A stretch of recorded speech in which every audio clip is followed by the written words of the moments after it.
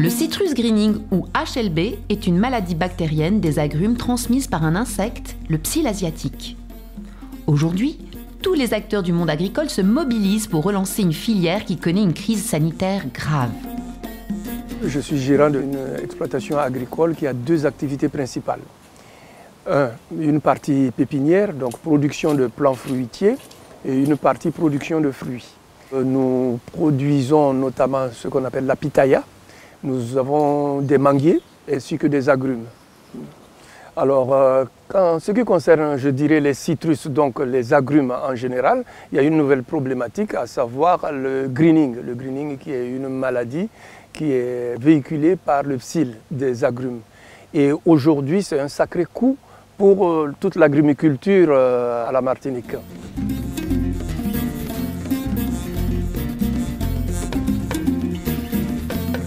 À la Fredon Martinique, en partenariat avec la Guadeloupe, il y a l'IT2, la SOFRI, la Chambre d'agriculture, la Fredon Guadeloupe également. On a décidé de sécuriser la production d'agrumes en se mettant à la norme CAC. C'est conformité agricole communautaire.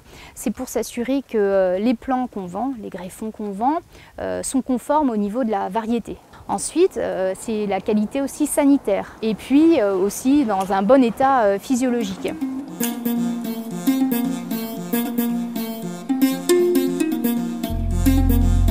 En ce qui me concerne, pour essayer de maîtriser au maximum l'infestation des plants qui sortent de ma pépinière, donc j'achète les greffons à la Fredon.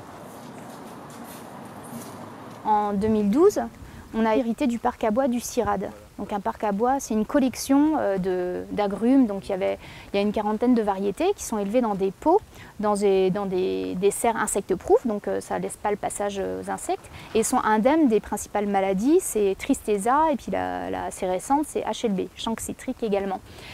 Donc depuis en 2015, on a créé des blocs d'amplification. Ça veut dire qu'on a multiplié les variétés qu'on avait dans le parc à bois. Et c'est uniquement donc, dans ces blocs d'amplification des plus petits pots qui ont une durée de vie plus courte. C'est là-dessus, sur eux, qu'on prélève les greffons à destination des pépiniéristes.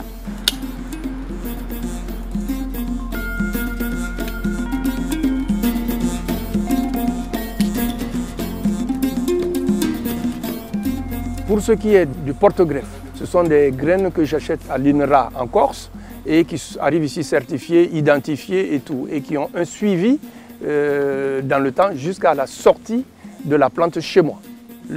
En général, je vends mes plants pour les agriculteurs, les professionnels et aussi les particuliers. Et nous exhortons aussi d'autres pépiniéristes à le faire.